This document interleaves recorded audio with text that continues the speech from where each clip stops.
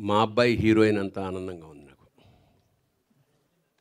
మా అబ్బాయి లాంటి వాడే. ఎందుకంటే శివాజీ రాజా చెప్పినట్టు నాకు సినిమా పరిశ్రమలో ఆత్మబంధువులు బాగా చాలా తక్కువ మంది ఉంటారు. అందులో ఫస్ట్ లిస్ట్లో వీడే ఉన్నాడు.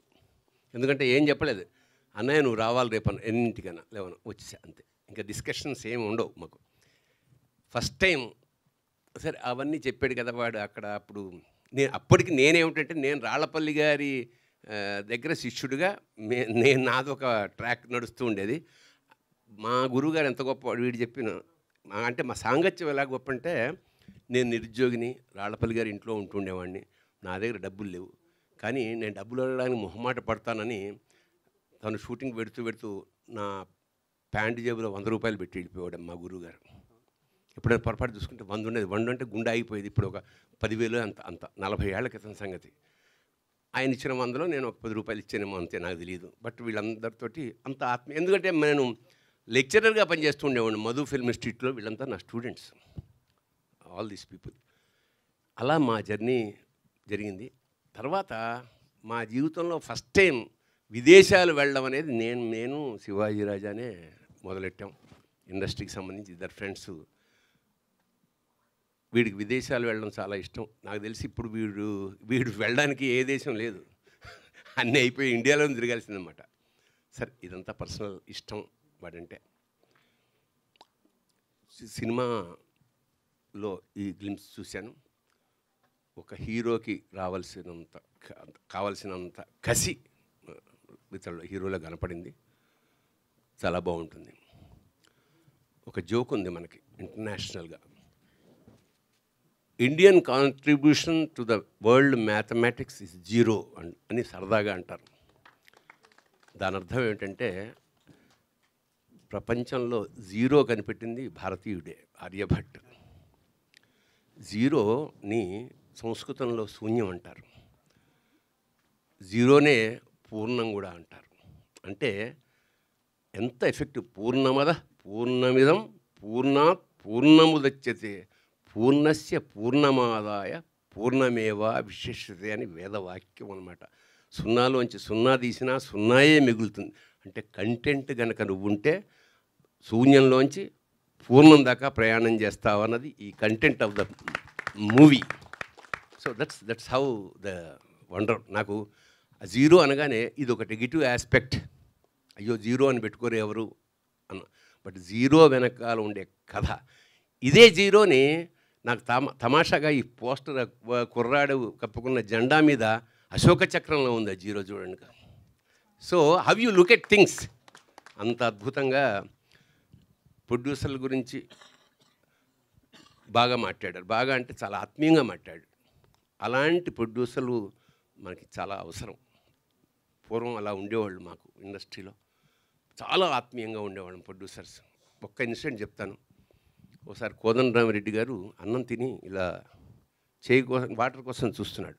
ఆ పక్కనే ఉన్న ఇది 25 ఏళ్ల క్రితం సంగతి. అప్పుడే బిస్లరీ కొత్తగా వచ్చింది. ఆ పక్కనున్న బాయ్ టపామని బిస్లరీ విప్పేసి చేతి పోస్తే చేయి కడుక్కున్నాడు. చేయి కడుక్కున్న తర్వాత రియలైజ్ అయ్యాడు డైరెక్టర్, అదేంట్రా ఇది ఈ నీళ్ళు పోసేసావు, ఇది చాలా కాస్ట్లీ అన్నట్టు. ప్రొడ్యూసర్ చూస్తున్నాడు. ప్రొడ్యూసర్ ఈ బాయ్ని పక్కకి పిలిచాడు. అందరూ అనుకున్నారు ఏంటి వేళాకోళంగా ఉందా, ఇది చేయగడుకున్న నీళ్ళ, దాంతో చేయగడుకుంటారు ఎవడన్నా అని లంపగా కొడతాడేమో అనుకున్నా. ఆ ప్రొడ్యూసరు 100 రూపాయలు సరే నా కంపెనీ పరువు కాపాడేవరా, మా డైరెక్టర్కి ఇవ్వాల్సిన రెస్పెక్ట్ అది. So that was the stage of the producers అండి. ఆశ్చర్యపోయే స్థాయిలో ఉండేవాళ్ళు. నేను పర్సనల్ ఎక్స్పీరియన్స్ చెప్తాను. చిన్నారి స్నేహానికి నేను వెళ్ళినప్పుడు, అప్పుడే నాకు కొత్తగా పెళ్ళయింది. అంటే కొంచెం లెంగ్త్గా చెప్తాను, నేను ఒక్కడే కదా, తర్వాత ఎవరూ లేరు. నెల్లూరులో షూటింగ్ అయితే అందరినీ ట్రైన్లోనో వాటిలో పంపారు. నాకు ప్రత్యేకంగా కారు పంపాడు ప్రొడ్యూసర్. శ్రీనాథ్ ప్రొడక్షన్స్, నాకు ఇప్పటికీ రంగారావు గారు, ఆయన దుబాయ్లో ఉండేవారు. ఆయన కారు పంపటి, కొత్తగా పెళ్ళయింది వాళ్ళిద్దరిని రమ్మనండి. మేము వెళ్ళాం, మాకు రూమ్ ఇచ్చారు. అయిపోయిందా, ఇంకా మా కొత్త అసలు ఏదో అత్తారింటికి వెళ్తే అలా చూసుకుంటారు, అలా చూసుకుని పొద్దున్న 5:30కి వాడు తలుపు కొట్టాడు. చూస్తే రాక్షసుడిలో ఉన్నాడు వాడు. ఏంటయ్యా మాలిష్ చేయమన్నారు సార్. ఎవరికన్నా అదే మీకే అందేనా సరే కానీ చెయ్యను శుభ్రంగా కొబ్బరి అంటే చూడండి, ఒక ప్రొడ్యూసర్కి అంత అవసరం ఏముంది? అంతంత చిన్న చిన్న డీటెయిల్స్ కూడా పట్టించుకునే ఒక స్థాయి ప్రొడ్యూసర్సు చాలా తక్కువ మంది ఉంటారు. ఆత్మీయంగా ఒక బాపు రమణ చిత్రకల్పన వాళ్ళ సినిమా షూటింగ్ పక్కన జరుగుతున్న వెళ్ళి అక్కడ భోజనం చేసి వచ్చేవాళ్ళు. అంత ఆప్యాయంగా వాళ్ళు పెట్టేవారు. వాళ్ళందరినీ తలుచుకుంటుంటే చాలా గర్వంగా ఉంది, ఇలాంటి ఇండస్ట్రీలో మేము ఉన్నాం. సో మళ్ళీ అలాంటి సంస్కారం అంత, ఇప్పుడు డబ్బులు చాలామందికి ఉంటాయి, బట్ ఆ అటాచ్మెంట్, ఆ ప్రొడ్యూసర్, అలాంటి ప్రొడ్యూసర్లు మీరు అవ్వాలి. మీకు ఖచ్చితంగా అందరు ఆశీస్సులు ఉంటాయి. ఎందుకంటే ఒక కడుపు నిండా అన్నం తిన్నప్పుడు వాడికి వచ్చే ఆ తృప్తి మీకు వందల వేల రేట్లలో మీకు తిరిగి డబ్బుల రూపంలో వస్తాయి. అది ఒకటి. రెండు, వీడి పట్ల ఉన్న ప్రేమతోటి మీడియా మిత్రులందరూ వచ్చి కూర్చున్నారు. ఖచ్చితంగా వీడిని ఎలా ఆదరించారో, నన్ను ఎలా గౌరవించారో వాళ్ళ అబ్బాయిని కూడా అలాగే ఆశీర్వదించండి. నేను వీడికి చెప్పేది ఒకటే, నువ్వు ఎంత పెద్ద హీరో అయినా బాగా ఆలోచనప్పుడు తలంచుకో. వినయం చాలా ఇంపార్టెంట్. ఎందుకంటే ఇవాళ ఇంత లెంగ్తీగా, ఇప్పుడు ఎంత ఎఫెక్టివ్గా ఎన్ని సూపర్ హిట్లు కొట్టావు అన్నది కాదు, ఎంత కాలం నీ హీరోయిజం నిలిచింది, ఎన్నేళ్ళు ఉండగలిగావు. ఎందుకంటే ఇవాళ 2 సినిమాలకే నక్కెళ్ళిపోతున్న వాళ్ళు చాలామంది ఉన్నారు. The very reason is behaviour pattern.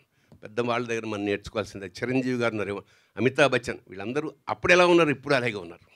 So I'm advising you, don't be a hero outside. Cinema తెరకు మాత్రమే నువ్వు హీరోవి.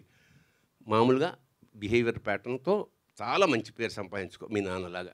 ఇక అంతకన్నా చెప్పేది ఈ కుర్రాడు ఇప్పుడే వచ్చి చెప్పాడు, సార్ నేను మీతో పలానా సొంత ఊరు సినిమాలో అసోసియేట్గా పనిచేసే లక్షణ. నిజంగా నాకు గుర్తులేదు. ఒక సినిమా అసిస్టెంట్ డైరెక్టర్ అలా అసోసియేటు డైరెక్టర్ అవ్వడం ఇవాళ చాలా కష్టం అండి.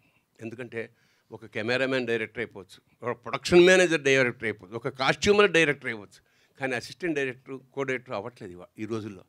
అలా ఎంత కష్టపడితే ఒక సినిమా రావాలి, ఎంత కష్టపడితే దాన్ని సినిమాగా తీయాలి, ఎంత కష్టపడితే దాన్ని సక్సెస్ చేయాలి. ఇది మామూలు విషయం కాదు.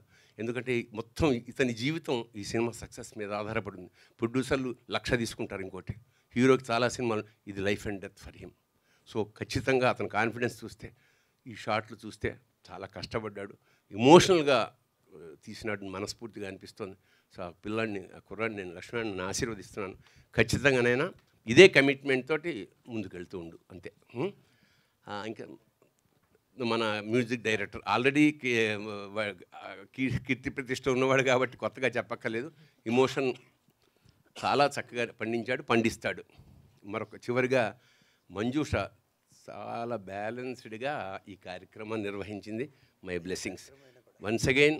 నా మీడియా మిత్రులకి, వీడంతా నాకు ఎప్పటి నుంచో పరిచయం కాబట్టి, ప్రభు నడవడు